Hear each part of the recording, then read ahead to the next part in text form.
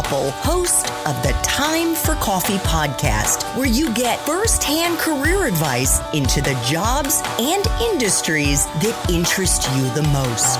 And before we start today's show, I have a quick favor to ask you. If you haven't already, I'd be incredibly grateful if you'd give us a rating and a review on iTunes. And if you're like me, you need to do it now because you'll forget later and because it's the best way to help others who may be in search of career advice to find this free resource. So press pause if you haven't done it and do it right now.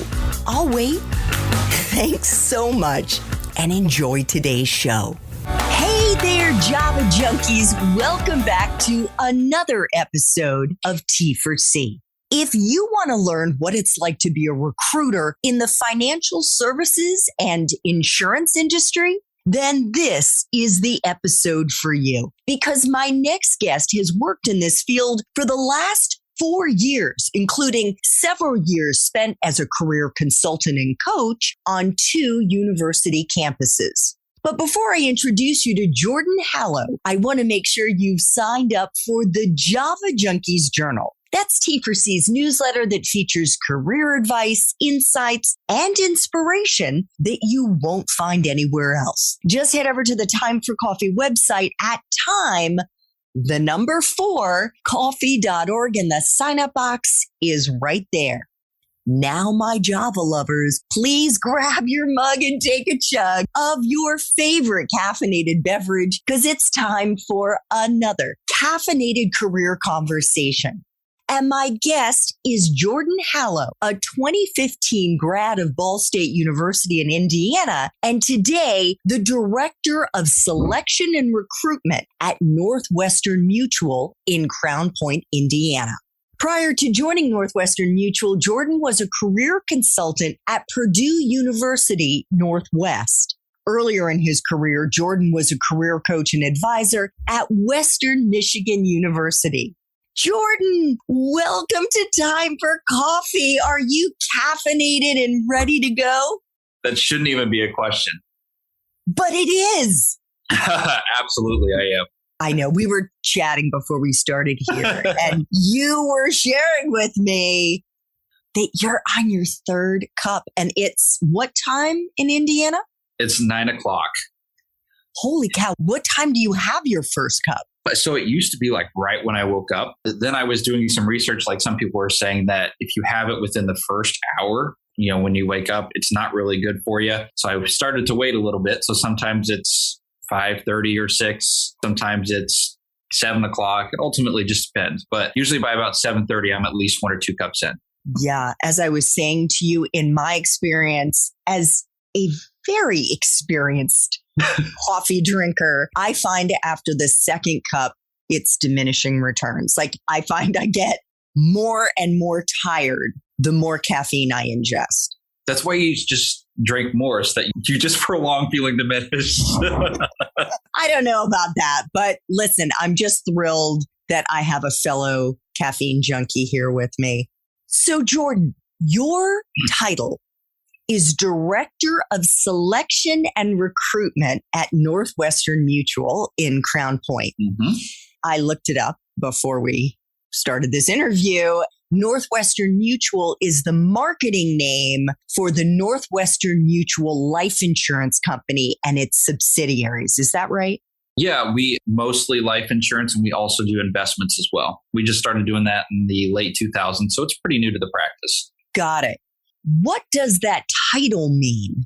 And what do you do in this role? It means so much. It means I wear a lot of hats. Basically, I am part of a district of Northwestern Mutual. We then report to a larger office. So for us, it's Indianapolis. It's in our bigger cities in the country. And then that office then reports to our corporate office based out of Milwaukee, Wisconsin. For me, there are 9 different districts in our state. And there are multiple offices that comprise those districts. So for me, what I do is I handle and oversee all the recruiting processes for candidates moving through the financial advising pipeline. I also source. So I find those candidates that may not be actively looking. Maybe they are, but through different job sites. Of course, LinkedIn is a huge asset to what I do on the daily basis. Pretty much meeting with candidates, having that initial conversation with them, and then really just kind of moving them through the process. And then they meet with my managing director, who's kind of the hiring manager. And then we kind of just keep navigating and going through, and then also a little bit of onboarding as well. So how do we get them started? What's the right tools, and how can we best coach them? How can we best support them? So that on bare bones is really what I do pretty much every single day. All of the selection, finding the right candidates, and then navigating them through the recruitment process. So what is a financial advising role at Northwestern Mutual? What does that type of position do? Great question. It is basically a financial advisor meets with somebody to really highlight and identify some personal goals that they have financially, then puts together a plan for them that basically says, hey, you know what? You told me all these things are really important to you. Here's a plan on how we can get that accomplished. And it's so rewarding because everybody is going to come in with different financial goals. Everybody's going to come in at different stages in their life, whether they're married or not, or have kids. Maybe they're looking at retirement. So maybe they're part of the younger generation or older generation. Everybody has different goals financially, and they also have different financial needs. But at the end of the day, the world that we live in, whether we like it or not, revolves around money. We've got to have money to have a roof over our heads, provide for our kids. Yeah. And so it's really an awesome opportunity because you just get to learn so much about people. Also, it takes a certain amount of trust and relatability so that people can open up to you and talk to you about their finances, because we don't go around telling people how much money we make. We don't go around telling people how much we have in our checkings or savings accounts. It takes a special kind of relationship to make that happen. And that's what a financial advisor does. Financial advisor breaks down those walls and those barriers by being relatable and approachable, and then saying, hey, you know what? I meet with a lot of people that are just like you, that are trying to put together a financial plan. Let me show you what I've done for others, and let me show you what I can do for you. That sounds like a fairly senior type of position. Is this for a new grad? How many years experience does the typical financial advisor have? Ooh, that's such a good question. I would say it's going to vary. It's not really a senior level position. I will say that every financial advisor, especially here at Northwestern Mutual, we view it as owning our own business. Every financial advisor has their own clients. They belong to them. They don't belong to anybody else. Very much viewing it as a business owner, just using different products that come through Northwestern Mutual. When you think of like Olive Garden or those different franchised restaurants, they all have somebody that runs that building, but they're still under that Olive Garden or wherever. Very similar here. Not really much in terms of like a senior role or anything like that. We've hired people that have come straight out of college. We've hired people that have had 10, 20 years of experience in different careers. And another reason why I love financial advising is because we specialize in hiring career changers. So having previous experience in being a financial advisor is not really necessary. We don't actually look for that. We look for different qualities that we think would make somebody a good financial advisor. So career changers are something that we specialize in. And I've hired former pastors. I've hired project engineers. I hired somebody who was in hospitality. Hired somebody who was an athletic director for a middle school. I've hired a teacher. I've hired somebody who was working for her husband's company as a PRN. All walks of life, really. So, and that's such a cool part of the career. What I love about that, Jordan, is that I think that is yet another quintessential example of how your major doesn't matter and how the skills that you've acquired inside the classroom, outside the classroom are transferable into all different kinds of roles and all different kinds of industries. Without a doubt. You and I have had so many conversations about this. Like I was a history major. I wanted to be a history teacher. I'm about as far removed from that as I possibly can be. I see a lot of people out here who are very similar to me, don't have that, that straight line path in their career. It's very much filled with the curly cues or whatever it is. And it's not very linear. I love that. In fact, did you know anything about insurance or financial advising before you started in this role in July 2021? Not a thing. I had somebody come to my house after I got married, sat down and talked to my wife and I about life insurance because my parents always said, you need life insurance for your family to help you along in life. So I did and sat down and talked to us. And Andrea, I can't even remember anything from that conversation other than I got life insurance. I didn't understand anything whatsoever. I ended up getting a financial advisor here who did explain all that stuff to me. But prior to starting here, no knowledge about that stuff whatsoever. And clearly it didn't matter. How did you get up to speed then on what you needed to do your job well? I met with a lot of people. I knew I wanted to be in the recruiting space pretty much right when the pandemic hit. I started posting every single day on LinkedIn. I kept that up for about a year and a half. I met some incredible people while was doing that along the way. People who were, quite frankly, were doing what I wanted to do. And I met with them. I learned about what recruiting looks like, kind of how to put myself out there, how to put my brand out there. And then here, actually, one of my good friends is a financial advisor here. So I was a referral in. He said, hey, you know what? If you've got interest, I'm not really sure where your career path is right now, but I'd love to have you talk with our managing director and kind of see where it goes. And I said, yeah, of course. Like I'm never going to turn down that opportunity or that conversation. You never know what's out there. And lo and behold, I fell in love with the culture, the people that are here. I've just been really gravitating towards it ever since. So you pretty much learned it on the job. I learned it on the job. Yep. So I know you said every day is kind of the same, but would you take us into a typical day for you, Jordan? We're very fortunate in that our company is AAA rated. The only other company out there right now that has that same rating is Microsoft. We're a very selective company because we have a really good track record and we're doing a lot of great things as a company. We've had 3 consecutive record-breaking years for a company that's 165 years old. Because of that, a lot of people know Northwestern Mutual and they know the name. They're interested in learning more about it. And because we get career changers and people that don't have the background that one might think in going to a role like this, you get to meet with a lot of people. So I do a lot of discovery calls and say, hey, you know what, here's a little bit about the career, but I want to learn more about you. I want to learn more about what in a career would make you happy. I wonder what about financial advising makes you happy. Really just having those introductory discovery calls, doing some networking with people that I know to say, hey, you know what, these are the kind of candidates that I'm looking for. Who are some people that you know that might be interested in learning more about this opportunity? So I do a couple of those a week as well. And then as they continue on in the process and we go more in depth, I do all of that too.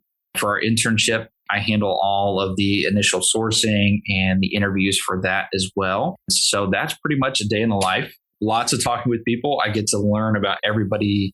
Comes from all walks of life. I love that. I can never get tired of talking to people. We usually try to have about 4 or 5 interviews a day.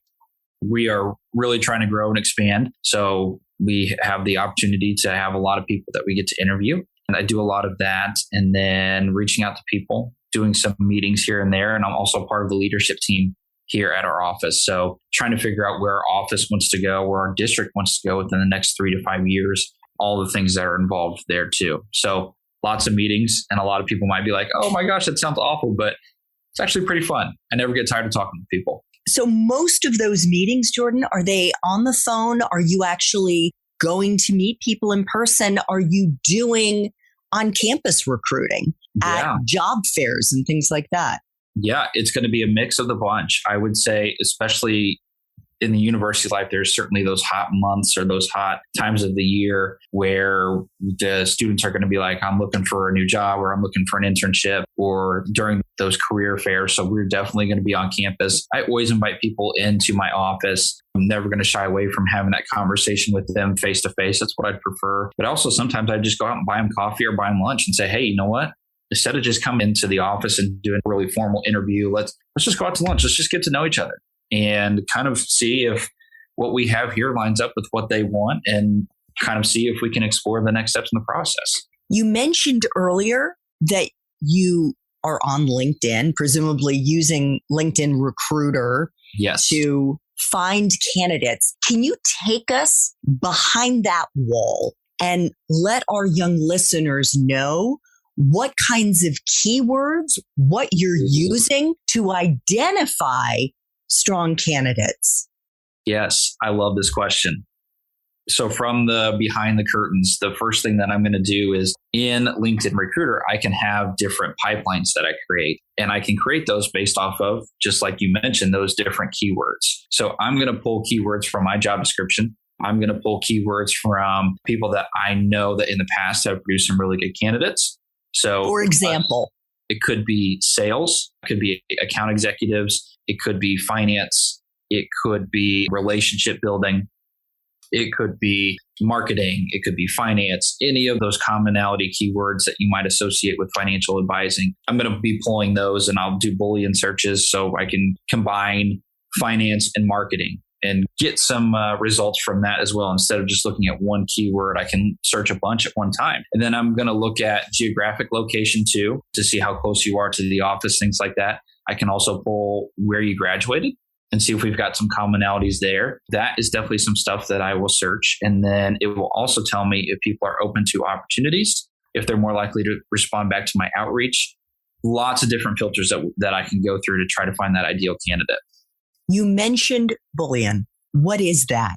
So a Boolean search is basically where I can combine a whole lot of different keywords that I'm looking for. And I'll differentiate between buzzwords and keywords because keywords relate to my job description. Buzzwords are more like career oriented or detailed or attention to detail.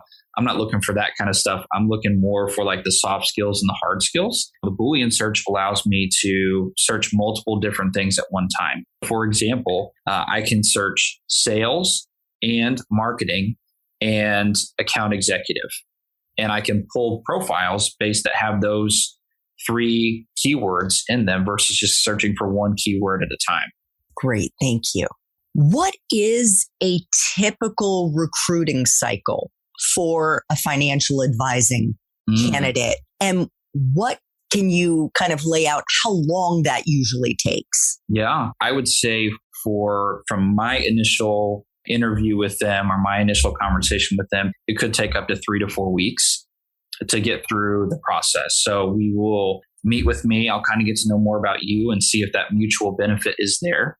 Then if everything sounds good and you're interested, then we move on to the next steps in the process where they meet with myself and or the hiring manager to kind of go over a day-to-day activity, learn more about the company as well, and give us a little more opportunity to kind of dig more into learning more about them. And then after that, we will have some conversation around compensation and what that looks like in the career, which if a spouse is, we typically include spouses if they want to be part of that so they can understand everything there. Then if all sounds good from there, then we extend an offer. And whenever they accept, we usually give them a couple of days or up to a week to accept that offer. And then after that, we start with training. So because we bring in people who do not have a background in finance, and I love that, we train you on everything that you need to know. So that involves getting licensed.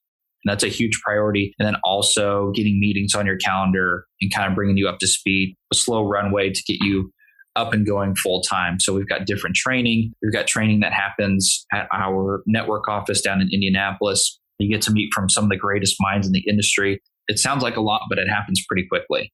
How long is the training? The training itself could be anywhere between 6 to 8 weeks. Okay, so that's pretty significant, but the recruiting process actually is pretty quick. It's pretty quick, yeah. And ultimately, it depends. Some can even move through quicker than that. All just depends on how ready they are. Maybe their background might play some role into it. For example, if I just talked to somebody who was working at a bank as an investment banker, they're already licensed in 3 of the 4 licenses that we need. So for that person, they're going to go through it much quicker than the other person who's not going to be licensed starting off. That it could totally depend. And I think that's the best thing about it is we can kind of see, hey, you know what, you might be farther along than we might have a typical candidate be. So we can kind of move you through the process and get you started quicker. Is there an incentive for you, Jordan, in terms of if you manage to bring in a certain number of candidates, you would get a bonus? Is there anything in your... Yep. Okay. Yep. So I have some, and then my financial advisors who are here, they also get a bonus as well if they bring people on board. That's kind of nice. Yeah. It's really nice. Yeah. So what is the best part of this job? And what is a part of the job that sucks? And you and I were chatting before I started recording, and I said, gosh, Jordan, you look tired. And you said, I am tired. I'm tired, yeah. Get into that. So what's the best part and what's the part that sucks? Yeah, the best part is if I could have one job for the rest of my life, it would just be to interview people. I just love getting to know people and really the relationship. Like I can bring somebody in that I've never had a conversation with before. And by the time I'm through, having the conversation with them, I feel like I know them very well. I just had somebody who I've met with one time, and then I've seen them a couple of times afterwards, and they accepted an offer yesterday. And like, I feel like I already know the guy. Like, I feel like I know him so well. Like as soon as he came in and said he got an offer, I was like clapping. I was ecstatic. I'm like, I'm so pumped for this guy. I gave one girl a hug, like after she accepted her offer. I hadn't known her before. That's the best part about it. At the same time, that sometimes can be a detriment too, where you, quite frankly, you fall in love with these candidates and you're like, they're great, they're awesome. And then as we progress through the process, we kind of find out that they're not the right fit. And it can be kind of gut wrenching at times where you like, I think part of the reason why recruiters are in the work that they do is because we love people and we're champions for people. We want to see them be at their best. And if we can help or support in making that happen, we're all about it. I become the champion for these people as they go through the process. As a part of that, I get to know them pretty well. And I'm like, it's gut wrenching when they are like, it doesn't pan out, they don't get an offer, or they just decide to go somewhere else, especially if it's a referral that you brought in and you're like, I'm really excited for you to meet so-and-so, and then it just doesn't work out. That could be a huge bummer, to say the least. It can definitely weigh on you a little bit. The other thing, and this is what Andrea and I were talking about before, is I'm a party of one. I'm kind of running. I've got control of all the reins. There's no back end support that I have right now. So all the administrative stuff I do, internship, college students, full-time career changers, and all that, I do everything. I manage the pipelines for 3 different offices. It can be pretty exhausting. Sometimes I'm going home at night with some work that I need to do, or I'm coming in early in the morning to kind of crank some stuff out before anybody gets here. That can be a detriment to it as well. Yeah. It's hard to kind of keep that energy level up when you're burning the candle like that. Yeah. So Jordan, you have been on the other side of this process, as I laid out in the introduction, and we're going to get into that in just a minute, because prior to joining Northwestern Mutual, you were a career consultant and a career coach for college students. I was, yes.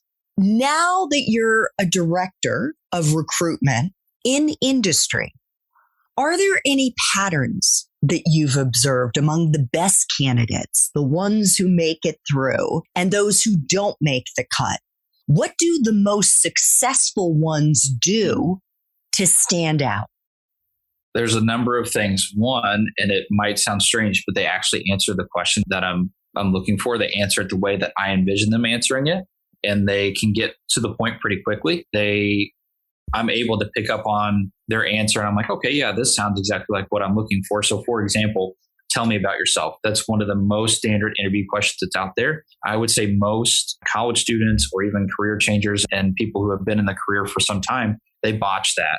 I've got some that will answer it exactly how I want them to answer it. They've done their practice. You can tell. So could you give us an example or tease that out a little bit more? For sure. One of the things I'll say is, hey, tell me a little bit more about yourself. And somebody might say, well, my name is so-and-so. I was born here. I like doing this in my spare time. I worked here. I'm doing this now. And they pretty much just kind of either go on a little bit of a tangent, because I can tell they're nervous. That's okay. It's expected to be a little nervous. This is an interview. Because that, they start to ramble a little bit and include information that I'm not really looking so much for. Other people coming in who they're very professional, but they are very straight to the point in what I'm looking for. So they talk about their past experience. They talk about where they're currently at right now. And they also connect all those dots to why they applied here and why they want to be a financial advisor. Connecting everything along the way, helping me learn a little bit more about them in the professional light, connecting it to why Northwestern Mutual and why financial advising.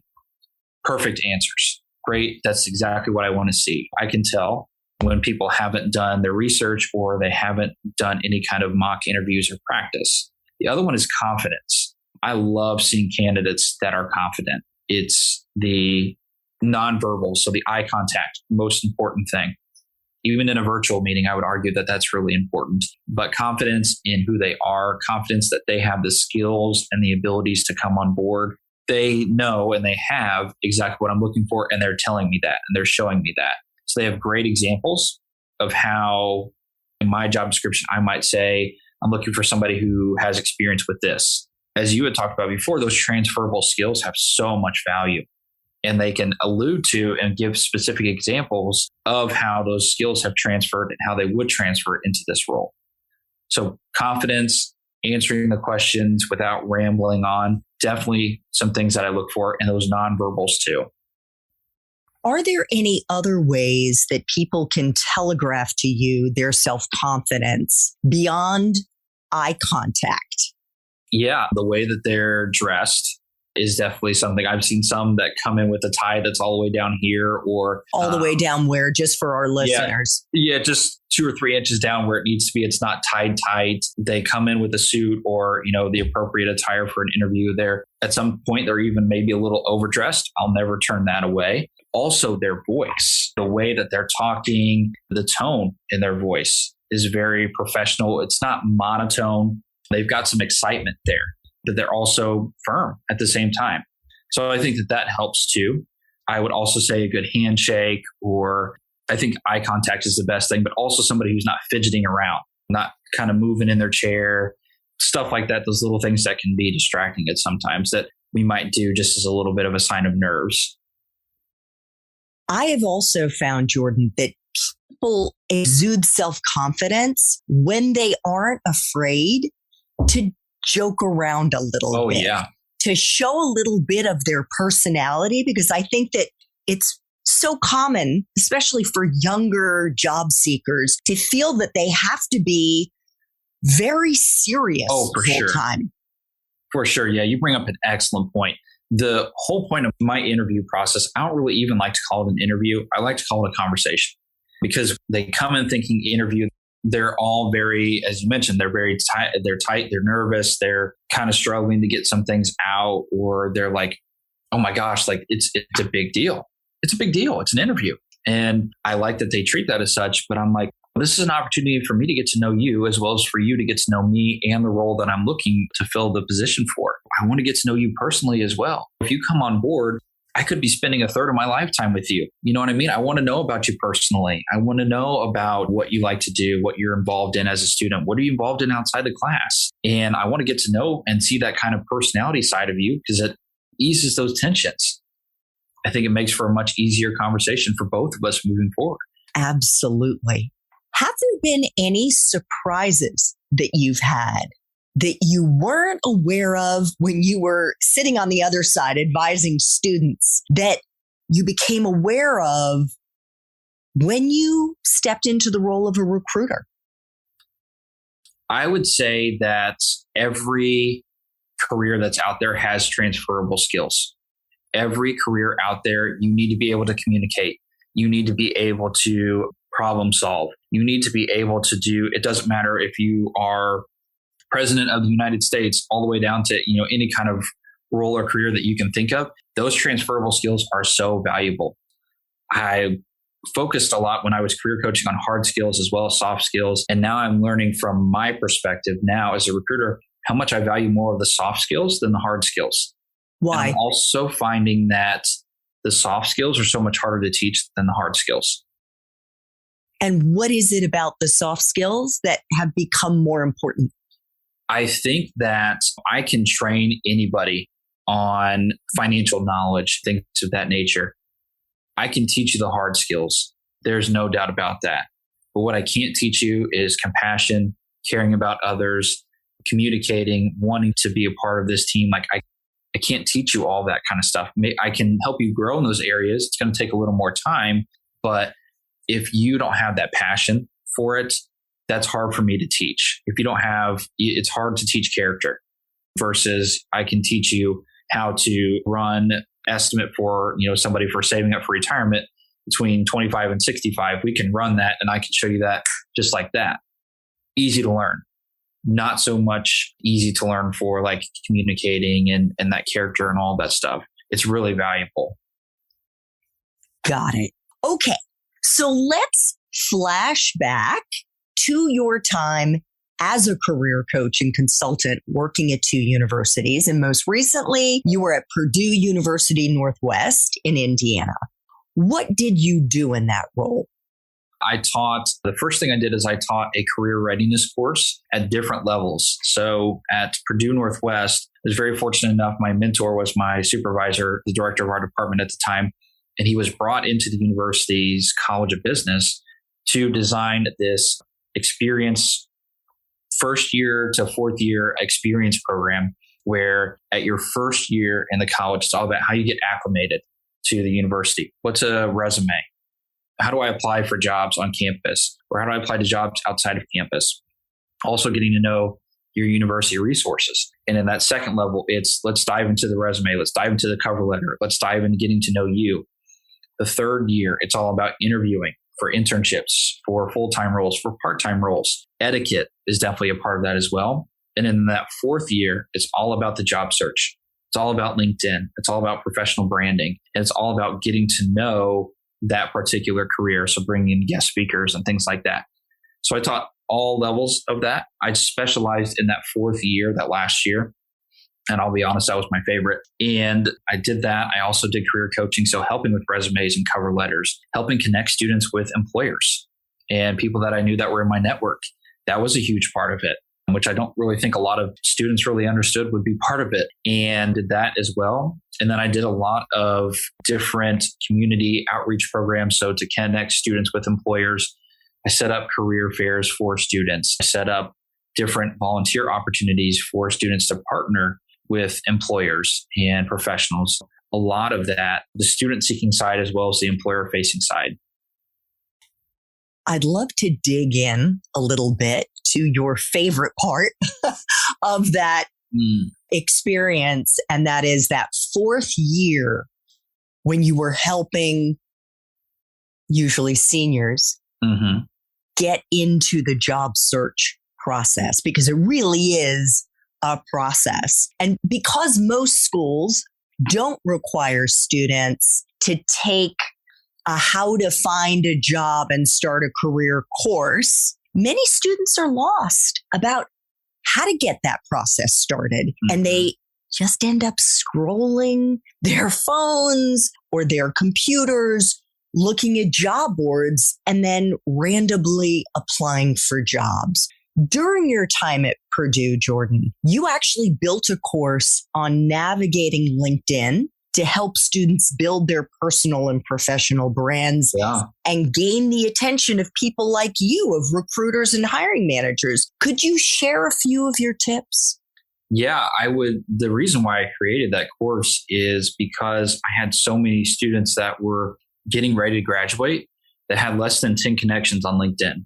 They didn't have a picture on their profile. They had nothing written, or they had something about, hey, sophomore at the university, but they're a senior at this point, so they haven't touched it in quite some time. And I was thinking to myself, gosh, the LinkedIn profile will teach you so much more than a resume will. It's more of a blank canvas. You can learn so much more about somebody from their LinkedIn profile. And also, from my perspective now, as somebody who oversees hiring, I'm going to everybody's LinkedIn profile that I possibly can. And I want to learn more about you from outside your application, or what I haven't learned from you yet that your LinkedIn profile will teach me. I saw that students weren't really doing that. And I kind of said, hey, you know what? Here's an opportunity to bring this to light, to say, hey, this is how you should be using your LinkedIn profile. Here's how you connect with people. So I thought that that was really critical. And then the other part of that was I started bringing in guest speakers who are in these career fields that students are wanting to be in. Data analysts, financial advisors, accountants, marketing, every single people in sales and all those people, and brought them in with students to give them the opportunity to interact with them, then add them on LinkedIn and connect with them and have some more conversations outside of that. I would say that those were some really valuable ways in which students kind of grew and developed, and why LinkedIn played such a huge part in that, because it bridged the gap between the two and allowed students to kind of see, okay, hey, now I'm connected with people in these fields. Who are they connected to that I might be able to connect with?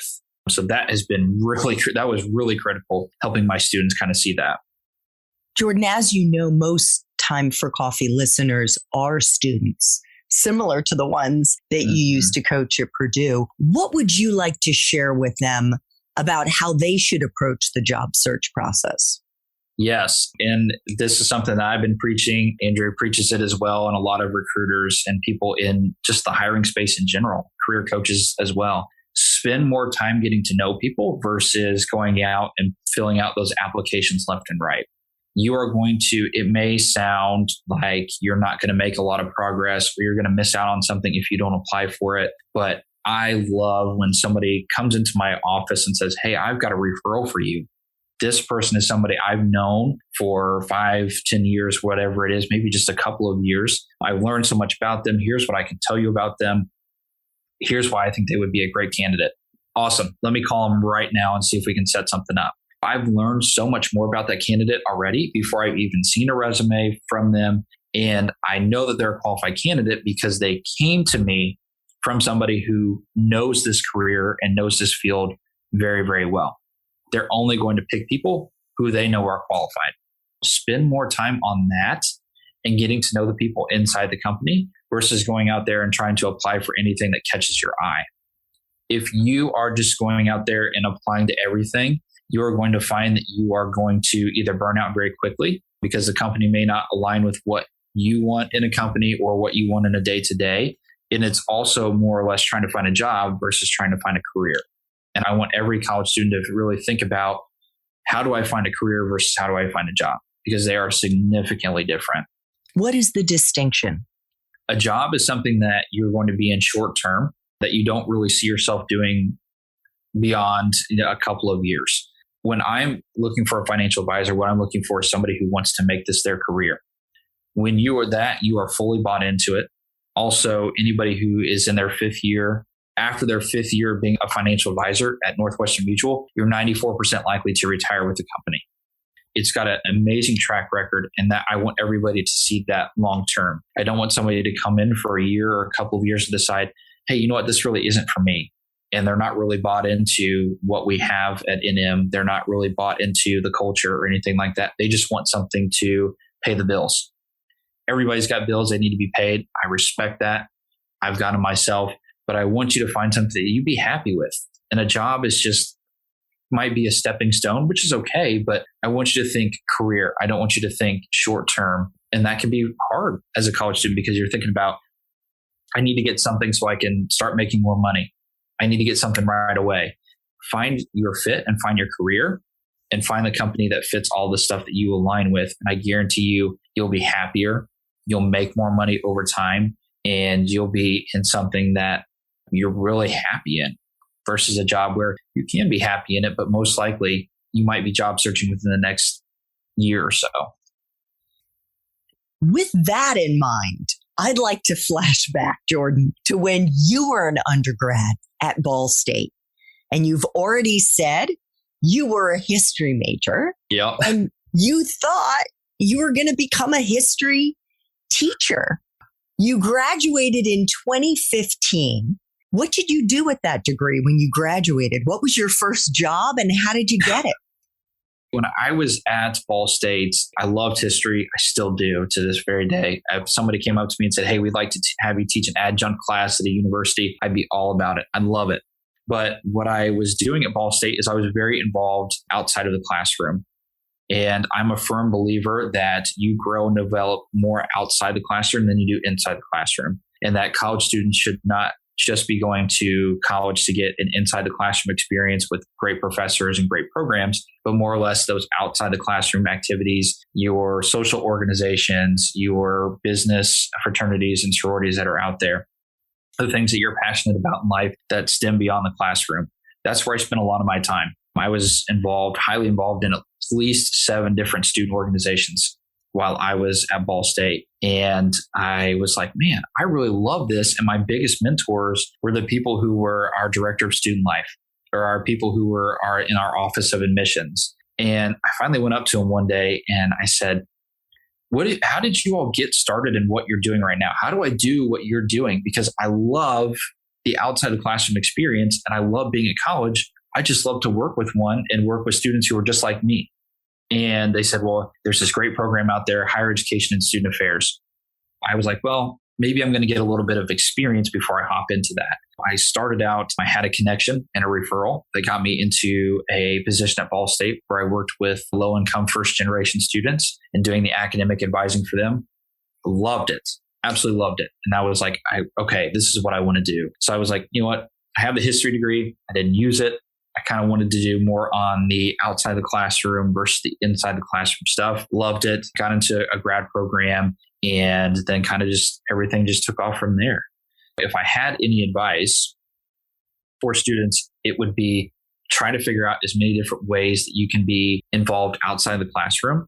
And I'm not just talking about a job. I'm talking about student organizations, clubs, events that are happening on campus, and really start to get to know people.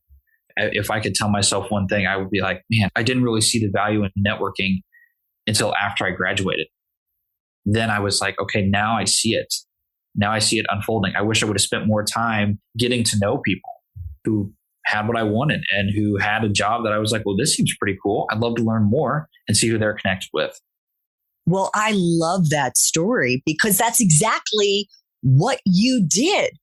You had a networking conversation with someone in student advising and asked them for their insights as to how you could break into the industry, that was the first step for you. Mm-hmm. Yeah. And you have gotten 2 graduate degrees in the relatively short time since you finished at Ball State. You got one in educational leadership at Western Michigan, and the other, you got an MBA at Purdue University Global through their virtual program. Did you have to pay for those degrees because you were employed at both universities at that time? Great question. I did not have to pay at all. I was I always told myself, and through the advice that I gotten from peers and mentors, hey, if you're going to do anything outside of undergrad, make sure that it's paid for. Do everything in your power to get it paid for. I went out of state at Western Michigan and I was a little worried. I'm like, well, out of state tuition is a little more pricey. They still covered it and they provided a stipend for me while I was working there at the university. And then while I was at P&W, there was an opportunity as an employee incentive to get program completely paid for, anywhere from associates all the way up to a master's degree. Certificates were included in that as well. So I was like, this is just a missed opportunity if I don't capitalize on this. And totally. So that's what I did. And very thankful for both of those. But yeah, I was like, if I'm going to do more schooling, I want to make sure that it's paid for. It's definitely out there. A lot of people think like, hey, I want to go to school more, but I don't want to have to pay more. There's a lot of different ways in which you can get all that covered. That's not just scholarships or anything like that. So what are they? They are, we call them tuition assistantships. When I worked as an assistant for these different offices, they fully covered my tuition and they also gave me a stipend on top of that. It was a way for them to have somebody that wasn't full-time with the office, so to pay them, they just had to focus on paying my tuition and then paying me part-time. It saved them money. I was able to work 20, 25 hours in that office to provide some support for them. It's a very, very common thing in different universities. It wasn't just that department on campus. I could think of 15 different offices on that campus alone that were providing those graduate assistantships for students. And how can students find those opportunities? Do they just type in the name of the school and then graduate assistance programs? Yeah. They can do it a couple of different ways. I would highly recommend reaching out to anybody that is a graduate program director or coordinator. You can also go online and learn more about the programs and see what else is out there. They will typically, one of the first things that they'll say is that we do provide tuition assistance and full-time or part-time opportunities, reimbursement, and all of that. So I'd highly recommend going on the website, connecting with somebody who's graduate programs at that university, because they're going to know everything about them and what can be offered and who's offering what.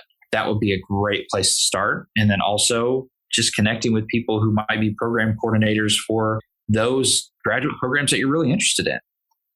Wonderful advice. Jordan, I have 2 final T4C questions I try to ask all of my guests. The first one is, if you could share a time in your professional life when you struggled, maybe you failed, maybe you face planted. The important thing is how you persevered and if there was a lesson that you learned in the process. Yes. I would say the first one that comes to mind was when I was a graduate student. My first time I was working at Western Michigan, and I was working in student organizations and student life, but I was specifically involved in the fraternity and sorority life side of things. And I was in a fraternity myself. I loved my experience. I would contribute who I am today a lot to what I learned in that time. So I was like, oh yeah, I would love to work in that space again.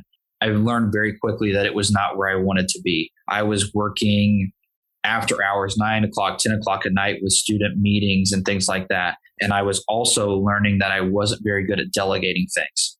I felt like I had to do everything, and I knew and I felt that if I did it, I knew that it was going to be done right in the way that I wanted it to be done.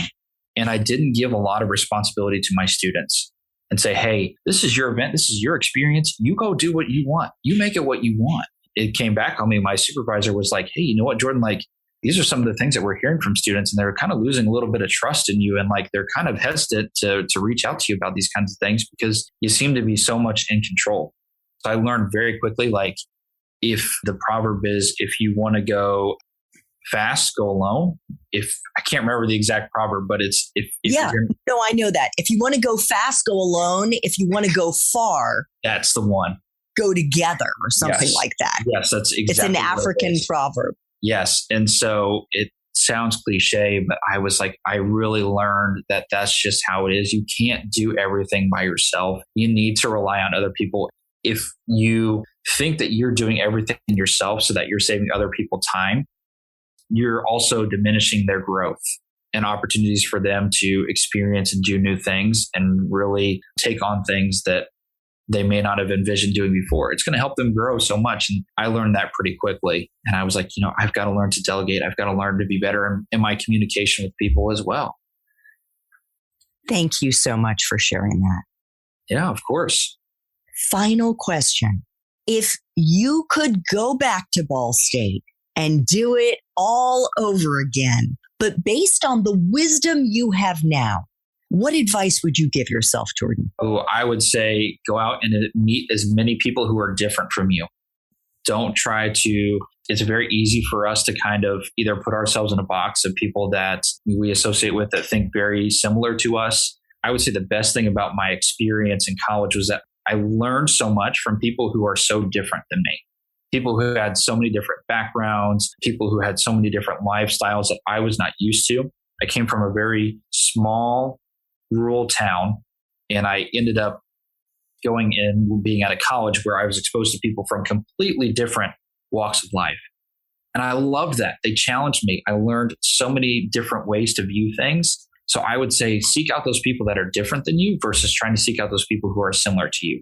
You will only grow when you are exposed to new people, new ideas, new ways of thinking, and the relationships that you will build with those people, you might think will be really hard because they're different than you.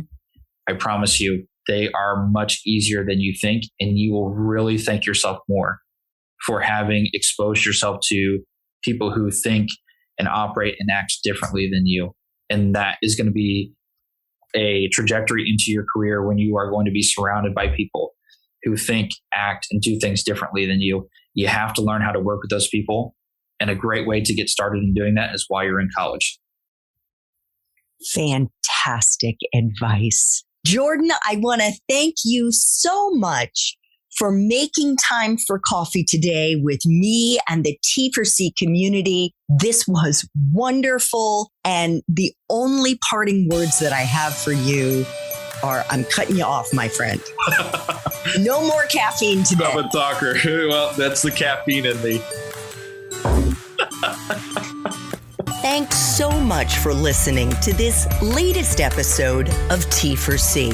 And if you're interested in learning more about my coaching services for confused college students and recent grads, feel free to check out the Time for Coffee website under the coaching tab at time4coffee.org or text me at 202-236-5712. That's 202-236-5712.